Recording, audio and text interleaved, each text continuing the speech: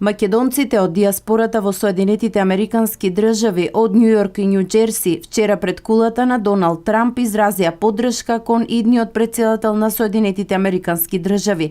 Македонската заедница, како што беше најавено и предходно, дава целосна поддршка на американскиот претседател Доналд Трамп да ја продолжи борбата против Џорџ Сорос и неговите организации кои со големи финансии и мрежа на активисти го уриваат државниот поредок на нивната матична земја, Република Македонија. Причина за протестот се проектите на USAID Македонија во областа на медиумите и развојот на граѓанското општество, кои честопати ги спроведува токму фондацијата на Џорџ Сорос или организации кои произлегле од неа. Македонците во Соединетите Американски држави велат дека преку USAID милиони долари на американските даночни обврзници, меѓу кои се и тие, завршиле во рацете на крајно левичарска и радикална организација која ги координира своите активности со политички партии, учествуваше во креирањето на политичката криза, во организирањето на протести во кои беа повредувани десетици полицајци во екот на мигрантската криза на јужната граница на Македонија. Фондацијата Сорос е озлогласена по обидите да ги спроведе радикалните политички ставови на овој милиардер. Резултатот на оваа активност беше насилство против македонската полиција и населни протести во многу македонски градови.